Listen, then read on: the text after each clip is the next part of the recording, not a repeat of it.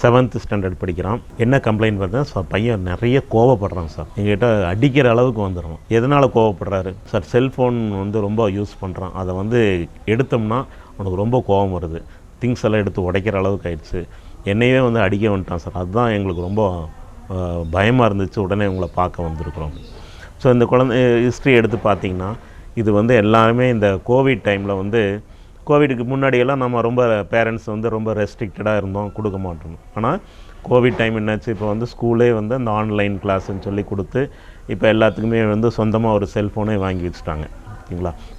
இப்போ அதுலேருந்து பார்த்திங்கன்னா அந்த குழந்தைகள் அந்த இதுலேருந்து மீண்டு வரவே முடியல. இதில் என்ன பார்க்குறாங்க அப்படின்னு பார்த்திங்கன்னா ரீல்ஸ் நிறைய பார்க்குறாங்க, அதில் வீடியோஸ் நிறைய பார்க்குறாங்க, அப்புறம் கேம்ஸ் போயிட்டு சில குழந்தைகள் வேண்டாத சில வீடியோஸ் எல்லாம் பார்த்து அதனால் வந்து அவங்களுடைய பிஹேவியர், அவங்களுடைய எமோஷன்ஸ் எல்லாம் கூட பாதிக்கப்படும். இதை எப்படி நீங்கள் ஓவர் கம் பண்ணலாம் அப்படிங்கிறதான் நிறைய பேர் கேட்குற கேள்வி. ஸோ பேரண்ட்ஸ் தான் இதுக்கு வந்து மெயின் ரீசன். நீங்கள் தான் அதை வந்து ரெஸ்ட்ரிக்ட் பண்ணணும். ஓகே, ஸோ இது வந்து கண்ட்ரோல்டு ஸ்க்ரீன் வாட்சிங்னு ஒன்று இருக்குது. அதாவது பேரண்ட்ஸ் வந்து நீங்கள் 2 பேரும், நான் சொன்ன மாதிரி 2 பேரும் ஒருமித்த கருத்தாக ஒரு சைல்டுக்கிட்ட பேசுங்க. 2 பேரும் சரிங்களா? நீங்கள் ஒன்று அப்பா ஒன்று சொல்கிறது, அம்மா ஒன்று சொல்கிறது தனித்தனியாக இருக்கக்கூடாது. 2 பேரும் சேர்ந்து நீ பாரு இன்றைக்கி வந்து மொபைல் ஃபோன் தர்றோம், ஒரு அரை மணி நேரம் யூஸ் பண்ணிவிட்டு நான் கேட்குறப்ப கொடுத்துடணும். ஓகேங்களா? ஸோ இந்த மாதிரி ஒரு அக்ரிமெண்ட் போட்டு நீங்கள் வந்து அவங்கள வந்து அப்ரோச் பண்ணலாம். சரிங்களா? அந்த ஒரு நிமிஷம் கடைசியில் அந்த அரை மணி நேரம் ஆகும்போது ரொம்ப முடிச்சிட்றேன், இன்னும் 2 நிமிஷம் அப்படிங்கும்போது அதையெல்லாம் நீங்கள் வந்து பொருட்படுத்தாமல் நீங்கள் அவங்ககிட்டருந்து பிடுங்கிறது வந்து பெட்டர். சரிங்களா? ஸோ கண்ட்ரோல்டு ஸ்க்ரீன் வாட்சிங். ஏன்னா இப்போ நீ வர்ற காலத்தில் எல்லாம் வந்து எல்லாமே வந்து மொபைல் ஃபோன் மூலமாக தான் அவங்க இன்ஃபர்மேஷன் எல்லாத்தையும் கற்றுக்குறாங்க. அதனால் நிச்சயமாக அவங்களுக்கு வந்து அந்த டெக்னாலஜி வந்து நம்ம சொல்லிக் கொடுக்கத்தான் வேணும்.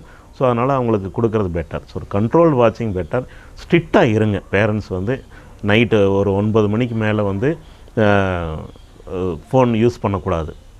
அது பாட்டு கேட்குறதா இருக்கட்டும், வீடியோ பார்க்குறதா இருக்கட்டும். சில குழந்தைகள் வந்து இல்லைம்மா படிக்கிறதுக்கு அதில் தான் காமிக்கிறாங்க அப்படின்லாம் சொல்லுவாங்க. பட் எதாக இருந்தாலும் சரி, நைட்டு 9 o'clock மேலே எந்த ஒரு ஸ்க்ரீன் ஆக்டிவிட்டீஸும் இருக்கக்கூடாது. டிவி, மொபைல் ஃபோன், லேப்டாப் எதுவுமே இருக்கக்கூடாது. ஓகே, அதுக்கப்புறம் அவங்க வந்து நார்மலாக வந்து பார்த்திங்கன்னா ஒரு 8 மணி நேரம், ஸ்கூலுக்கு போகிற குழந்தைங்களாம் 8 மணி நேரம் தூங்கினா தான் அவங்களுக்கு வந்து காலையில் ஸ்கூலுக்கு போனால் ஒரு கான்சன்ட்ரேஷன் இருக்கும். ஓகே, இப்போ நிறைய ஸ்கூலில் வந்து கம்ப்ளைண்ட் சொல்கிறாங்க, கிளாஸில் வந்து தூங்குறாங்க, கான்சன்ட்ரேஷனே இருக்கிறது இல்லை, ட்ரௌசியாக இருக்கிறாங்க.